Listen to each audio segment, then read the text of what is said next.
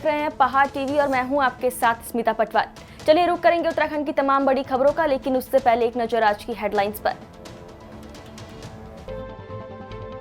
रुड़की में जमीनी विवाद को लेकर भिड़े एक ही परिवार के 2 पक्ष, 5 घायल।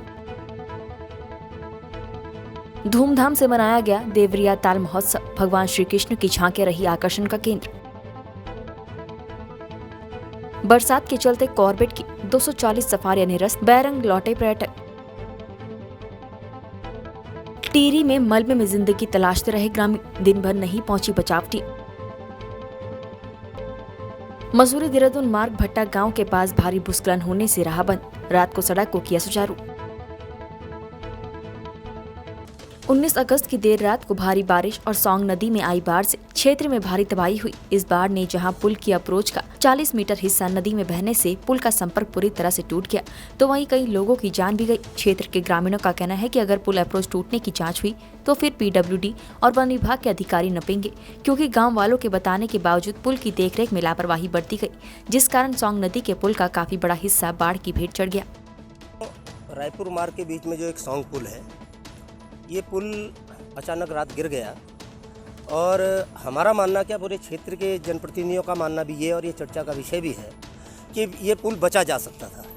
विगत कई वर्षों के बरसात से जिस छोर से ये पुल टूटा है, उस छोर पर वन विभाग की ज़मीन पर बराबर कटाव चल रहा था। अगर लोक निर्माण विभाग और वन विभाग के अधिकारी इसका निरीक्षण कर अगर उस पर सुरक्षा दीवार बना देते तो उससे पेड़ भी बचते और ये पुल भी बच सकता था। निश्चित रूप से मैं समझता हूँ कि ये वन विभाग की और लोक निर्माण विभाग की बिल्कुल लापरवाही है कि एक अचानक से जिस पर इतना भारी आवागमन है और ये मुख्य मार्ग है एयरपोर्ट का और हरिद्वार ऋषिकेश का, इसका अचानक बंद हो जाना न सिर्फ जनता के लिए परेशानी का सबब है, बल्कि ये सरकार के खजाने का दुरुपयोग भी है। बहुत ही दर्दनाक हादसा हुआ है। इस हादसे पे जो है हमारे लोकल ग्रामीण क्षेत्र 11 लोग भी हैं जो हमारे संज्ञान पे हैं, और जो जिन्हें कि हम 9 लोगों को हमने जो है जीवित, ग्रामीणों की और SDRF की सहायता से जो है जीवित निकाल दिए हैं, और 2 लोग जो है मिसिंग चल रहे हैं, जिनका नाम गीताराम जोशी और दीपक रावत है। उन्हें जो हम आज सुबह 6 बजे से ढूंढ रहे हैं, पर अभी तक कोई भी जो है उनके बारे में सूचना प्राप्त नहीं।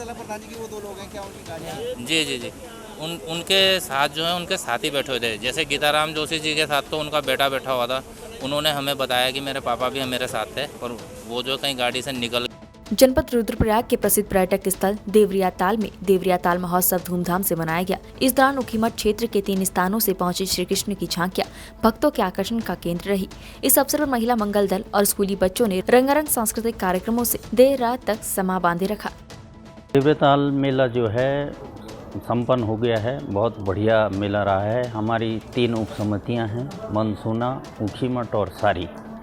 वहाँ से झांकी जो है इस मेले का मुख्य आकर्षण रहा है। झांकी 3 जगह से भगवान श्री कृष्ण की डोली भव्य रूप से देवरिया ताल में पहुंची, और निर्णायकों के द्वारा उसमें प्रथम, द्वितीय और तृतीय स्थान उनको जो है वहाँ पर दिया गया है। ऐसे ही महिला मंगल दलों के कार्यक्रम वहाँ पर बहुत मुख्य आकर्षण के केंद्र रहे हैं। बहुत ही परंपरागत जो हमारे कार्यक्रम हैं सांस्कृतिक, वो वहाँ पर प्रस्तुत किए गए हैं। उसके साथ ही जो हमारे इस ब्लॉक स्तर के जो हमारी प्रतिभाएं हैं, चाहे वो हाई स्कूल इंटरमीडिएट टॉपर्स बच्चे रहे हों या जो विभिन्न क्षेत्रों में जिन्होंने उत्कृष्ट कार्य किया है, ऐसे लगभग 30 लोगों को वहाँ पर सम्मानित भी किया गया है। और निश्चित रूप से देवरिया ताल का मेला जो है एक बहुत संवेदनशील मेला रहता है। वहाँ पर बहुत सारी ऐसी दिक्कतें भी हैं, तो मेले का मुख्य उद्देश्य तो ये है कि वहाँ पर सबसे पहले कि कोई अप्रिय घटना को रोकना, और वो हम उस काम में सफल रहे हैं। टिहरी जिले के लोस्तु बड़ियारगढ़ इलाके में भी बारिश का जमकर कहर बरपा है। यहाँ कई जगह मोटर मार्ग बाधित हो गया है, वहीं पुल का अप्रोच भी टूट गया है, जिससे दर्जनों गांव का संपर्क टूट चुका है। ये देखो, आने वाली रोड का हिस्सा ये पूरा निकल चुका है, और ये इतनी भयंकर तबाही हुई है जिससे लगता है कि कहीं ऊपर कहीं जान माल का नुकसान न हो। साथियों से अनुरोध है कि एक दूसरे के संपर्क में रहें और सभी लोगों को सूचित करें कि नदी के किनारे बिल्कुल भी न जाएं। ये देखिए रोड है इसका हिस्सा, और मैंने पहले वाले वीडियो में दिखाया था कि दाना पुल का जो हिस्सा है ये पूरा बह चुका है। यहाँ इतनी तबाही हो चुकी है, ये कहते हैं कि पूरा, ये देखो ये पूरा पानी खेतों में घुसा हुआ है। अभी तो शायद कुछ पानी कम हो गया है, लेकिन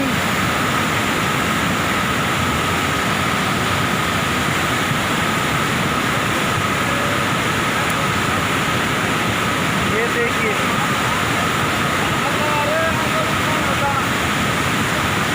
ये पूरे पेड़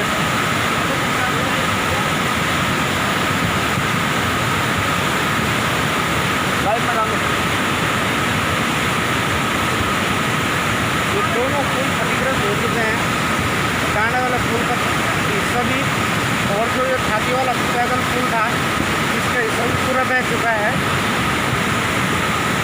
इतनी भयंकर तबाही हुई है, तबाही हो रही है। बाकी ये देखो डर भी लग रहा है आगे जाके। ये देखिए पूरे खेतों में पानी घुसा हुआ है, भयंकर तबाही का नज़ारा मंजर बना हुआ है। एक तरफ यूके SSS भर्ती घोटाले से प्रदेश के युवाओं में उबाल है, वहीं अब पुरानी भर्तियों के कच्चे चिट्ठे भी निकलकर सामने आ रहे हैं। आपको बता दें कि एक महिला ने लोक सेवा आयोग के सदस्य पर 2018 में हुई प्रवक्ता भर्ती को लेकर आरोप लगाए थे, जिसकी खबर पहाड़ टीवी ने प्रमुखता से आप तक पहुंचाई थी। हमने तत्कालीन सदस्य जयदेव शाह को भी लाइव लेकर पड़ताल की थी। अब मामले की गंभीरता को देखते हुए DGP अशोक कुमार ने इस मामले में SSP को जाँच के आदेश दिए हैं। देश के पूर्व प्रधानमंत्री राजीव गांधी के जन्मदिन को सद्भावना दिवस के रूप में मनाते हुए कर्णप्रयाग में कांग्रेस प्रदेश महामंत्री हरिकृष्ण भट्ट ने M फॉर सेवा के बच्चों को फल और खिलौने वितरित किए। इस मौके पर उन्होंने बच्चों को राजीव गांधी के बारे में जानकारी दी। उन्होंने कहा कि पूर्व प्रधानमंत्री राजीव गांधी ने भारत में संचार क्रांति लाई, जिसका उपयोग आज पूरा देश कर रहा है। M फॉर सेवा यहाँ पर एक संस्था है जो कि इस हमारे क्षेत्र के बहुत ही गरीब लोगों के शिक्षा का एक केंद्र बना हुआ है। यहाँ पर आवास की व्यवस्था उन्होंने की है। आज राजीव जी की जन्म दिवस है। हमारे भारत के पूर्व प्रधानमंत्री भारत रत्न राजीव जी, उनका जन्म दिवस है।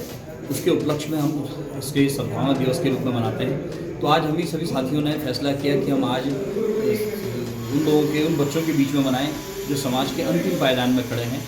जनपद टिहरी के जौनपुर ब्लॉक का गवाड़ गांव देहरादून से महज 35 किलोमीटर दूर है, लेकिन वहां मलबे में दबे 7 ग्रामीणों की जिंदगी बचाने के लिए शनिवार पूरे दिन SDRF और पुलिस की टीम नहीं पहुंच सकी। मजबूरी में गांव के ग्रामीणों ने ही अपने संसाधनों से खुद ही गैंती बेलचे लेकर मलबे में दबे ग्रामीणों को बचाने में जुट गए।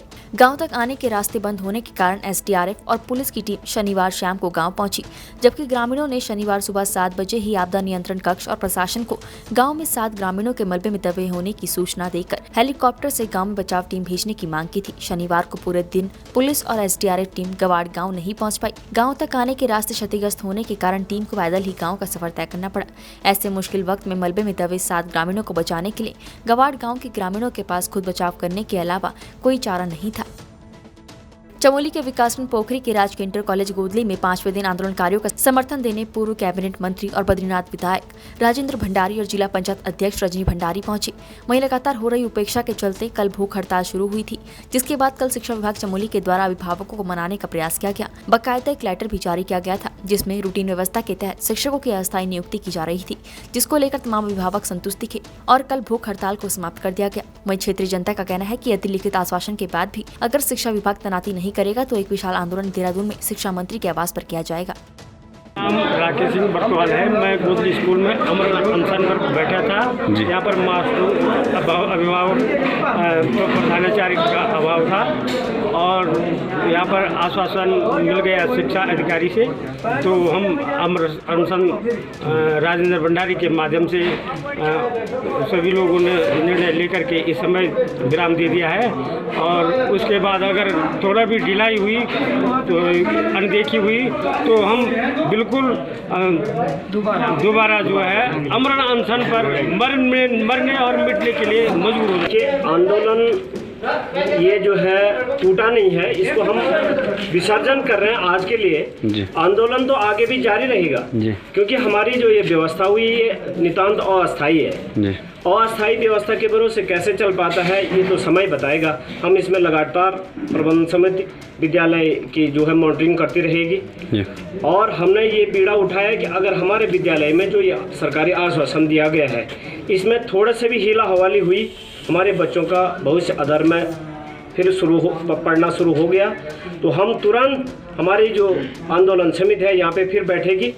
और हमने ये भी निर्णय लिया है कि हम अस्थायी नियुक्ति के लिए क्षेत्रीय प्रबुद्ध जनों के साथ जो है विधानसभा में जाएंगे, मुख्यमंत्री से मिलेंगे, शिक्षा मंत्री से मिलेंगे और अपने विद्यालय में अस्थायी नियुक्ति के लिए जरूर मांग करें। सरकार की गलत नीतियों के कारण राजकीय इंटरमीडिएट कॉलेज दिल्ली में सारे शिक्षकों का स्थानांतरण कर दिया गया है और मात्र 2 लेक्चरर बचे हुए हैं। प्रधानाचार्य का पद पहले से खाली है। तो ऐसी स्थिति में गार्जियन परेशान है, छात्र परेशान है, बच्चों का भविष्य अंधकारमय है।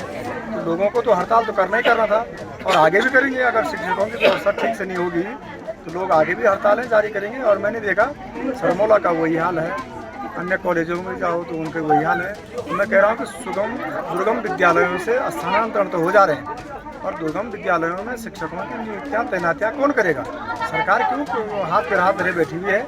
इसलिए सही ढंग से अध्यापकों की व्यवस्था करे और हर जगह, चाहे सुगम हो चाहे दुर्गम हो, हर जगह पर अध्यापकों की व्यवस्था समान रूप से करे। सर आज क्या आश्वासन इन लोगों को मिला है? नहीं, जिला शिक्षा अधिकारी जी ने कहा है कि जब तक अध्यापकों का व्यवस्था नहीं हो जाती है, अध्यापकों का जो है ट्रांसफ़र नहीं हो जाते हैं, तब तक जो है जो चक्रानुक्रम की उन्होंने व्यवस्था की है अन्य विद्यालयों से वो व्यवस्था जारी रहेगी। और अग्निवीर भर्तियों में युवाओं को चरित्र प्रमाण पत्र जैसे विभिन्न तरह के प्रमाण पत्र देने पड़ रहे हैं, जिसके लिए प्रशासन भी देर रात तक कार्य कर रहा है। वहीं बीते शनिवार रात को प्रदेश महासचिव युवा कांग्रेस नितिन बिष्ट जब उनके पास पहुंचे प्रमाण पत्रों को लेकर बात करने लगे तो एसडीएम किसी बात पर भड़क गए और गाली गलौज और मारपीट पर उतर आए। नितिन बिष्ट ने बताया कि युवाओं के समय से प्रमाण पत्र नहीं बन पा रहे थे, जिस वजह से युवाओं की बात लेकर वो एसडीएम के पास पहुंचे थे, लेकिन एसडीएम उनकी बात सुनने की बजाय गुंडाई पर उतर आए। वहीं एसडीएम ने बताया कि कांग्रेस नेता के खिलाफ सरकारी काम में बाधा डालने में मुकदमा भी कल रात ही दर्ज करवा लिया गया है। एसडीएम ने बताया कि हम देर रात तक अग्निवीर भर्ती के लिए युवाओं के प्रमाण पत्र बना रहे थे। इसी बीच एक युवा खुद को कांग्रेस नेता बताता हुआ आया और कार्य में बाधा डालने के साथ साथ हमारे कर्मचारियों को भी धमकाने लगा, जिसके बाद वो लगातार उग्र होता गया, जिससे मुझे भी उसकी इन हरकतों से थोड़ा गुस्सा आ गया। मारो मैं ना सुनो एक बात सुनो आप मेरे को कहीं भी ले जाओ, आप मेरे को कहीं भी ले जाओ, कोई दिक्कत नहीं है, मेरे को कहीं भी ले जाओ। मैं ये कह रहा हूँ ठीक है वो काम चल रहा था, भरा है आपने कहा, मैंने कहा इनकी व्यवस्था खानों की बच्चे कहाँ से आ रखे हैं बच्चे, हमने बुला रखे आपने नहीं बुलाया ना, आपने नहीं बुलाया। भाई साहब सुनो मेरी बात, उसमें 6 महीने होते हैं कलेक्टर सर्टिफिकेट की वैलिडिटी, बच्चे बिल्कुल एनरोलमेंट में अप्लाई कर रहे हो, मैं क्या करूं? 15 दिन का टाइम होता है कलेक्टर सर्टिफिकेट जारी करने का। को समय किसने कम किया? मेरे को कोई सरकार नहीं, आपको नहीं है ना। यार चीता पुलिस भेजना है, एक आदमी यार बहुत हीरो बन रहा है, ऐसे ही आप भेजो, कोई दिक्कत नहीं मेरे को। मैं कई बार सुनो, मैं इधर खड़े मत हो, तुम मेरे सरकारी काम में बाधा डाल रहे हो, यहाँ खड़े मत हो, उधर चलो, 8 बजे चलो, सरकारी टाइम है, उधर चलो, 8 बजे मैं यहाँ दुकान खोल के बैठा हुआ हूँ, समझ तुम उधर कालाडूंगी के तराई केंद्रीय वन विभाग के सुरक्षा बल ने प्रतिबंधित वन्य जीव पेंगोलिन की खाल के साथ 5 लोगों को पुलिस ने गिरफ्तार किया है। इस खाल की कीमत अंतर्राष्ट्रीय बाजार में 6 लाख से अधिक की बताई जा रही है। तराई केंद्रीय वन विभाग के एसओजी प्रभारी कैलाश चंद्र तिवारी ने बताया कि मुखबिर की सूचना पर वन विभाग की टीम ने बाखड़ा पुल पर चेकिंग अभियान के दौरान बाइक में जा रहे 2 तस्करों को पकड़ा, जिनकी निशानदेही पर हरिद्वार और रुड़की में छापेमारी करते हुए पेंगोलिन की खाल के साथ 3 अन्य तस्करों को गिरफ्तार किया गया है। मुखबिर की सूचना है कि 2-3 लोग ये पेंगोलिन की सल के लेकर बेचने आ रहे हैं। 2 लोगों को हमने भाखड़ा पुल पर पकड़ा। उसकी निशानदेही पर कुछ लोग हरिद्वार से और कुछ कलियर से 10 किलो 670 ग्राम पेंगोलिन स्केल के साथ पकड़े गए। टोटल गिरफ्तारी कितनी है इसमें? टोटल गिरफ्तारी 2 पहले पकड़े गए थे, उसके बाद फिर 3 गिरफ्तारियाँ कल हुई। टोटल माल कितना है? टोटल माल 13 किलो 170 ग्राम। कार्रवाई क्या हो जाएगी? कार्रवाई वन्य जंतु संरक्षण अधिनियम के तहत इनको जेल भेजा जा रहा है। देवप्रयाग विधानसभा क्षेत्र के एकमाना गांव में भारी बारिश से जहां कृषि भूमि को नुकसान हुआ है, वहीं कुछ मकानों को भी खतरा पैदा हो गया है। ग्रामीण तोताराम नेगी ने आरोप लगाया है कि कुछ लोगों के निजी स्वार्थ की वजह से उनकी जमीनों और घरों को खतरा पैदा हो गया है। उन्होंने कहा कि गाँव के ऊपर बनी ग्वार टोला सड़क अब खतरे का सबब बन गई है, जिस वजह से भविष्य में बड़ा खतरा पैदा हो गया है। उन्होंने कहा कि मैं खुद इस वक्त नौकरी के लिए कुवैत में हूँ, लेकिन वहाँ गाँव में मेरे मकान को बड़ा खतरा पैदा हो गया है। मौसम विभाग द्वारा 3 दिन भारी बारिश की चेतावनी एक बार फिर सही साबित हुई। भारी बरसात के कारण यमकेश्वर में एक महिला की मौत हो गई। यमकेश्वर के बैरागढ़ में 2014 के बाद एक बार फिर से बादल फटने की सूचना है, जिससे यहाँ का जनजीवन अस्त व्यस्त हो गया। यमकेश्वर में करीब 3 जगह बादल फट गया। अभी तक मिली जानकारी के अनुसार इस प्राकृतिक आपदा में एक महिला की जान चली गई और अन्य रास्ते भी बंद हो गए हैं। SDM यमकेश्वर के अनुसार प्रशासन बहुत तेजी से राहत कार्यों में जुटा है। आपको बता दें कि अगले 3 दिन मौसम विभाग ने प्रदेश में भारी बारिश का अलर्ट जारी किया था। देखिए, कल रात को काफ़ी ज़्यादा बरसात हुई है। कल सुबह से लगातार बरसात जारी थी। रात को काफ़ी तेज़ बरसात होने से हमारे कई क्षेत्रों में लगभग बादल फटने जैसी स्थिति उत्पन्न हो गई और इससे काफ़ी नुकसान हुआ है और भी नुकसान का आकलन किया जा रहा है। और ग्राम बिनक में एक महिला है, दर्शनी देवी, जो 70 साल की उम्र की थी। उनके पीछे दीवार आने से, मलबा आने से उनकी डेथ भी हुई है। इसके अलावा कहीं से जनहानि की सूचना नहीं है। और सिगड्डी और दिवली के पास में कुछ एरिया में भी कुछ मवेशियों के बहने की सूचना भी प्राप्त हुई है और कुछ मकान ध्वस्त हुए हैं। और बाकी कुछ गाड़ियां भी जो लोगों ने बैरागढ़ एरिया में जो नदी किनारे रखी हुई थी, उनके बहने की सूचना प्राप्त हो रही है। टीम सब जगह जा चुकी है। रोडें खोलने के प्रयास जारी हैं। सुबह से जो हमारे ये लक्ष्मण झूला से बैराज वाला जो मोटर मार्ग था, ये पूरा बंद था, ये पूरा खुल गया है। और बैराज से गरुड़ चट्टी होते हुए अभी थोड़ा आगे तक बंद है। यहाँ पर भी लगभग छोटी गाड़ी निकल जा रही है। जल्दी इसको नीलकंठ तक थ्रू कर दिया जाएगा। और बैरागढ़ की तरफ को भी यहाँ से भी एक JCB भेजा जा रहा है और वहाँ से भी ऊपर साइड से भी JCB लगाया गया है। इसको भी थ्रू करते हुए पूरे रोड मार्ग ओपन किए जा रहे हैं। कोटद्वार में राजीव गांधी की जयंती के अवसर पर वृक्षारोपण का कार्यक्रम किया गया। पूर्व राज्य मंत्री जसबीर राणा के नेतृत्व में कांग्रेस कार्यकर्ता घमंडपुर में एकत्रित हुए और उन्होंने घमंडपुर में राजीव गांधी की याद में फलदार पौधे लगाए। शनिवार को भारी बरसात के चलते कॉर्बेट के बरसाती नालों का जलस्तर काफी बढ़ गया। वहीं सुरक्षा को देखते हुए कॉर्बेट प्रशासन ने ढेला और झिन्ना जोन को पर्यटकों के लिए बंद कर दिया है। इसके चलते दोनों जोनों की 240 सफारियों को निरस्त करना पड़ा। कॉर्बेट के डायरेक्टर धीरज पांडे ने बताया कि मानसून सीजन में कॉर्बेट के 2 जोन ढेला और झिन्ना को संचालित किया जा रहा है। शुक्रवार और शनिवार को हुई तेज बारिश के चलते दोनों जोनों के बरसाती नालों का जलस्तर काफी बढ़ गया, जिसके बाद दोनों जोनों में सुबह और शाम सफारियों को निरस्त करना पड़ा। उन्होंने बताया कि मौसम ठीक होने के बाद सफारियों को संचालित किया जाएगा। देखिए, कल रात से अत्यधिक वर्षा होने की वजह से जो हमारे सफारी जो संचालित होती है कॉर्बेट टाइगर रिजर्व में 2 जोन्स में, उसको आज स्थगित किया गया है क्योंकि अंदर रिजर्व की जो सीमा है उसके अंदर भी पानी काफ़ी नदियों में बढ़ा है, राउज़ में भी पानी बढ़ा है। तो इसकी वजह से इसको आज कैंसिल किया गया है और कल हम लोग फिर से इवैल्यूएट करेंगे सिचुएशन। यदि पानी नहीं होता और बरसात रात में नहीं होती है तो फिर जोन्स को फिर से खोल दिया जाएगा। मसूरी देहरादून मार्ग भट्टा गांव के पास भारी भूस्खलन होने से मार्ग बंद हो गया, जिससे मार्ग के दोनों ओर वाहनों की लंबी कतार लग गई। बताया जा रहा है कि कल देर शाम को अचानक पहाड़ का एक बड़ा हिस्सा टूटकर सड़क पर आ गया, जिससे सड़क क्षतिग्रस्त हो गई। वहीं कई वाहन भूस्खलन की चपेट में आने से बाल बाल बच गए। भूस्खलन के बाद मार्ग बंद होने की सूचना पर मसूरी पुलिस, लोक निर्माण विभाग और स्थानीय प्रशासन मौके पर पहुंचा। लोक निर्माण विभाग के द्वारा 2 JCB के माध्यम से सड़क पर आए पत्थर और मलबे को हटाने की कोशिश की गई, लेकिन पहाड़ से टूट के गिरे बोल्डरों के कारण उसको हटाने में काफी दिक्कतें पेश आ रही थी। काफी मशक्कत करने के बाद देर रात सड़क को सुचारू किया गया। इसमें खुलने में थोड़ा टाइम लगेगा, पूरी रात लग सकती है। भले यहाँ PWD के हमारे 3 JCB काम कर रहे हैं, 3 JCB काम लगातार काम चल रहा है, लेकिन जहाँ जितना ज़्यादा लैंडस्लाइड हुआ है उसको देखते हुए समय लगेगा। अभी फिलहाल मार्ग को डाइवर्जन कर दिया गया है और जो उच्चाधिकारियों को अवगत करा देंगे। इसको अब भविष्य में जो है यहाँ पर लैंडस्लाइड जो हो रहा है इसके लिए पक्की दीवार का निर्माण होगा।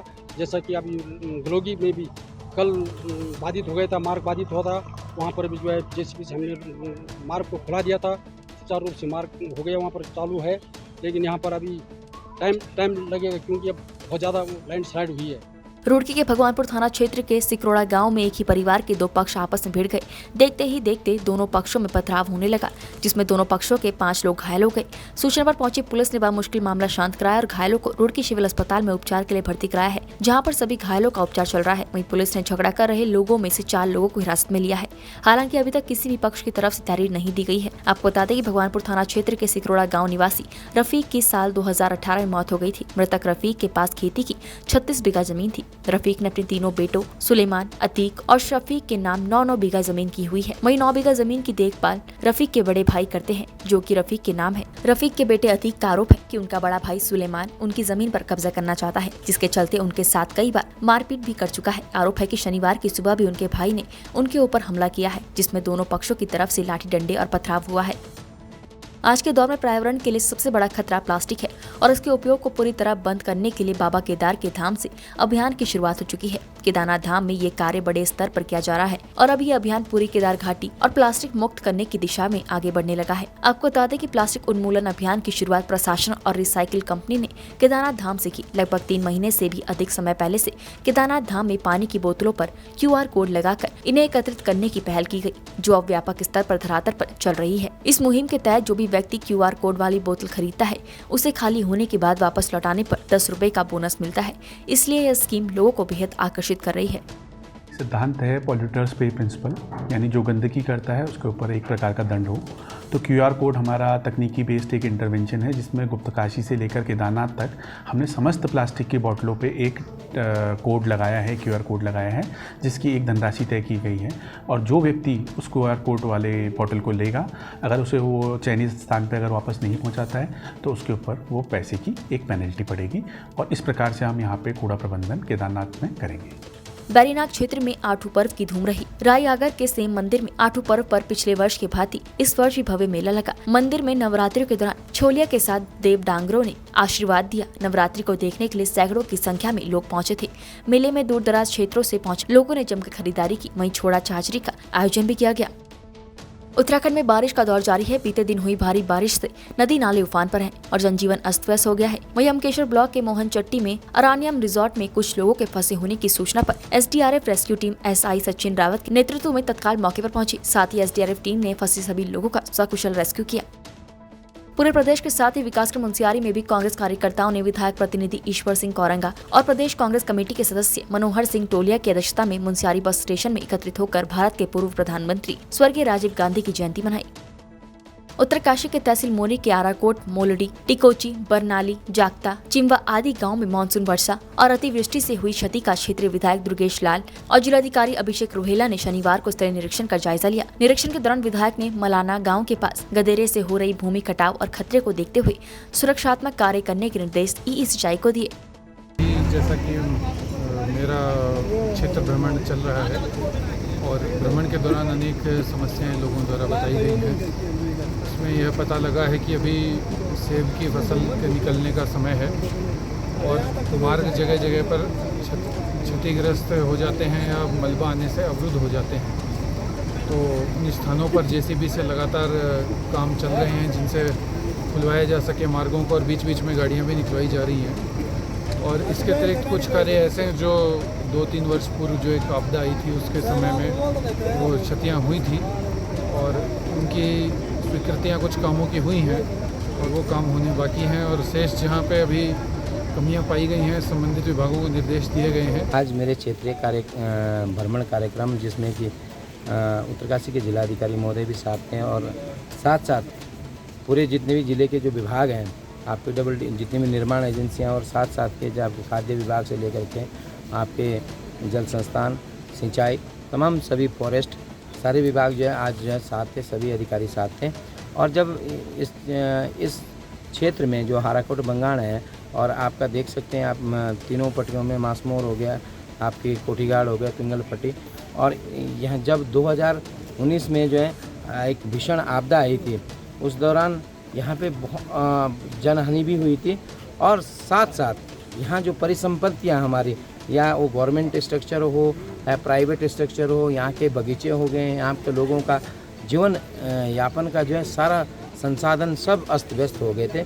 लेकिन उसके बाद सरकार की तरफ से यहाँ पे बहुत सारी चीज़ें ऐसी की गई है, जिसमें आपके जो यहाँ के जो स्कूल है, विद्यालयों के लिए, चाहे चिवा विद्यालय, वहाँ उसके जो है पैसे स्वीकृत कर दिए, टिकोची में विद्यालय के लिए पैसे स्वीकृत कर दिए।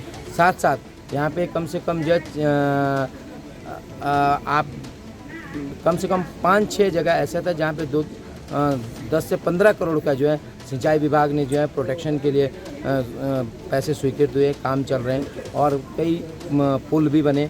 उसके बावजूद इस बार 2022 में भी बहुत ज़्यादा भीषण आपदा आई है और जिसका निरीक्षण करने जिलाधिकारी महोदय उत्तरकाशी और मैं स्वयं था, मेरे साथ सभी विभाग के लोग थे, क्षेत्रीय लोग थे और चीज़ों को देखा गया। हाँ, ये ज़रूर है लोगों का जो जीवन यापन है वो जो है अस्त व्यस्त हुआ है, लेकिन पूरा प्रशासन लगा है, सरकार लगी है और मैं बिल्कुल मॉनिटरिंग कर रहा हूँ यहाँ के जितने भी विभाग हैं और सभी यहाँ के जो जितने भी विभाग काम कर रहे हैं, वो चाहे PWD हो, PMJSY हो या अदर्स निर्माण एजेंसी हो, बिल्कुल मैं पर्सनली उसका मॉनिटरिंग कर रहा हूँ। मुंसियारी जिलाधिकारी भगत सिंह फोनिया ने सामुदायिक स्वास्थ्य केंद्र मदकोट का औचक निरीक्षण किया, जिसके दौरान 2 डॉक्टर और 1 नर्स ड्यूटी से अनुपस्थित मिले। आपको बता दें कि विकास मुंसियारी के अंतर्गत मदकोट सामुदायिक स्वास्थ्य केंद्र में मुंसियारी SDM भगत सिंह फोनिया ने अचानक निरीक्षण किया। हॉस्पिटल स्टाफ कर्मियों में खलबली मच गई। वहीं SDM ने हॉस्पिटल में निरीक्षण किया, जिसमें मौके पर 2 डॉक्टर और 1 नर्स ड्यूटी में अनुपस्थित मिले। बीती 20 अगस्त को उत्तराखंड क्रांति दल जिला संगठन मंत्री और आज लड़ रोज लड़ जिला चमोली संयोजक दिगंबर सिंह द्वारा DM Chamoli, SP Chamoli, DFO Kedarnath वन्य जीव अधिकारी को ज्ञापन पत्र दिया गया है, जिनमें 4 धाम यात्रा पर आने वाले ढोंगी महाराज बाबा पर शिकंजा कसने की बात कही गई है, क्योंकि विगत कुछ दिनों पहले बाजार कोठियाल सैंड तिराहे पर निवासरत दिव्यांग बाबा को बुरी तरह से पीटा गया था और विगत कई दिनों से अपराधी पकड़ से बाहर है। भविष्य में चोरी, अपराध, गुंडागर्दी और अन्य अपराध को समाप्त करने के लिए बाजार कोठियाल सैंड में CCTV कैमरे शीघ्र लगवाए जाने और आपदा से टूटे विशाल वृक्ष को वन निगम के द्वारा शीघ्र कटवाए जाने के लिए पत्र प्रेषित किया। प्रणाम और मैं दीपक फरसवान, उत्तराखंड क्रांति दल जिला चमोली संगठन मंत्री और आ लड़ रोज लड़ का जिला संयोजक चमोली और साथ साथ जो समाज की निरंतर जो वार्तालाप हमारी जो एक टसन और जो एक संकल्प हमारा है बिल्कुल विधिवत लगा रहता है। और हम आज अभी हम खड़े हैं जिला चमोली ब्लॉक दसोली और जो हमारे जिला मुख्यालय की जो सड़क है गोपेश्वर, हमें यहाँ पे कोटालसन में आप लोगों को ये अवगत कराना है कि आज हमारे द्वारा ज्ञापन दिया गया हमारे जो DM महोदय हैं माननीय हिमांशु खुराना जी कि विगत काफ़ी दिनों से यहाँ पर जो है कि ये वृक्ष टूटा हुआ है, आप लोग देख पा रहे हैं। आज इसको कम से कम आधा महीना लगभग होने वाला है। तो इस पे वन निगम के द्वारा, वन विभाग के द्वारा जो भी स्टंट होना है, जो हमारे DOPO साहब हैं नेगी जी, उनको भी अवगत करा दिया गया है। DOPO साहब के द्वारा जो कार्यक्रम है वो तो ठीक चल रहा है, लेकिन जो वन निगम का कार्यक्रम है वो बहुत लचीला है। अब इनका ये है कि एक ऑफिस श्रीनगर में है, एक ऑफिस ऋषिकेश में है, तमाम इनके ऑफिस जो कि तराई क्षेत्र में है। और हमारी जब पर्वतीय क्षेत्रों में दिक्कत आ रही है, जब पेड़ टूट जा रहे हैं तो एक छपान के लिए बड़ी मशक्कत करनी पड़ती है और जब इस प्रकार के पेड़ टूटे हुए होते हैं तो इन पर कोई कार्रवाई नहीं होती है। तो मेरा अनुरोध है कि ये पेड़ जो है इसका जो तमाम छपान की जो घण लगती है उसकी बात, और ये पेड़ जो वन निगम के लिए हमने DM साहब को जो ज्ञापन दिया है कि इस पेड़ के टूटने से तमाम क्षेत्र में पानी की जो समस्याएं हैं बिल्कुल चरम सीमा बनी हुई है। और ये पानी को ये जब ये पेड़ विशालकाय टूटा हुआ आप लोग देख पा रहे हैं, तो मैं कहूँगा थोड़ा कैमरामैन को ये पाइप दिखाइए आप। तो ये टेम्परेरी व्यवस्था यहाँ पर कर दी गई है जो संस्थान के हमारे जो कर्मचारी हैं, डिपार्टमेंट है उनके द्वारा। और अभी भी कहीं ना कहीं ये पानी जो है पाइप इसके नीचे दबा हुआ है और पानी फुल प्रेशर में नहीं आ पा रहा है जो यहाँ पे की आवश्यकता है। तो मेरा निवेदन है कि ये जो ज्ञापन आज DM साहब को दिया गया है इस पर त्वरित कार्रवाई हो और ये विगत काफ़ी दिनों से जो पेड़ टूटा हुआ है इसका छपान, इसकी मोहर लगे और ये वन निगम इसको उठा करके जैसे तैसे जो भी करना है। इनके नीचे जो यहाँ पर हमारे मकान है श्री सूरज राणा जी का और हमारे जो चुनू भाई उनका मकान है, तो उनको भी अपना तमाम जो मकान के जो काम है, आगे की जो विचारधारा है उस पर काम करना है। तो उनका भी प्रोजेक्ट कहीं ना कहीं दिक्कतों में कि जो भी आर्मी से बिलोंग करते हैं और वो भी छुट्टी आ रहे हैं तो उनका भी दिन जाया हो रहा है। और अभी कुछ दिन पहले यहाँ पर आपने एक प्रकरण सुना होगा कि बाबा को पीटा गया है, जो हमारे बाबा यहाँ पर रहते हैं। तो हमने एक मांग करी है आज इसी ज्ञापन में, हमने वो भी लिखा है DM साहब को कि बाजार जो हमारा कोटालसन है, जो तिराहा है, इसके चारों तरफ CCTV कैमरे लगाए जाएं ताकि चोर, लुटेरे, तमाम जो ये इस प्रकार के बाबा लोग भी आते हैं जो 4 धाम पे आते हैं, जिनका ID कार्ड नहीं होती है और ये कुछ भी कर सकते हैं, कोई तमाम मतलब अपराध बहुत सुनने को आपको मिलते हैं। तो इनके प्रति भी शिकंजा हो और हमारी जो उत्तराखंड मित्र पुलिस हो इसको भी इस कार्रवाई करने में हेल्प मिले ताकि प्रशासन को ज़्यादा छाछ मतलब उस प्रकार के जो करप्ट लोग हैं उनको पकड़ने में दिक्कत ना आए। और ये गुहार हमने लगाई है और इन शब्दों के साथ जय भारत, जय उत्तराखंड। और जितने भी पेड़ कटे हैं ये शीघ्र कटे जाएँ और जल्द यमुनोत्री विधानसभा के ठकराल पट्टी के कोटी मनपा में स्थित गर्म पानी के कुंड और सरताल को पर्यटन क्षेत्र के रूप में विकसित करने के लिए विधायक संजय डोभाल ने ग्रामीणों से कहा कि इस क्षेत्र को पर्यटन क्षेत्र के रूप में विकसित करने के उनके प्रयास जारी हैं। आपको बता दें कि यहाँ स्थित गर्म कुंड के बारे में कहा जाता है कि इसमें स्नान करने से त्वचा संबंधी रोग दूर होते हैं। विधायक संजय डोभाल ने आश्वासन दिया है कि जल्द ये क्षेत्र पर्यटन के रूप में विकसित होगा। आज मैं अपनी घोषणा के परिप्रेक्ष्य में मैंने अपने घोषणा पत्र में मैंने वादा किया था कि ये सरुताल को पर्यटन मानचित्र पे लाऊंगा, एक ट्रैक विकसित करूँगा। तो उसी परिप्रेक्ष्य में आज हम यहाँ भुजेला ताल तक आए हैं और ये एक ऐसा रमणीक स्थल है कि एक बार अगर यहाँ की जो प्राकृतिक सौंदर्य है अगर लोगों तक पहुँच गया तो पर्यटकों की यहाँ पे कोई कमी नहीं होगी, ये मेरा विश्वास है। क्योंकि जो भगवान ने यहाँ पे प्रकृति ने जो दिया है वो बहुत कम जगहों पे ऐसी सुंदरता होती है और ये इसको हम 5 साल के अंदर अंदर यहाँ पे इसको विश्व के मानचित्र पे इसको पर्यटक स्थल के तौर पे स्थापित करेंगे। उत्तराखंड की तमाम बड़ी खबरों में फिलहाल इतना ही। बाकी खबरों के लिए देखते रहिए पहाड़ टीवी। नमस्कार।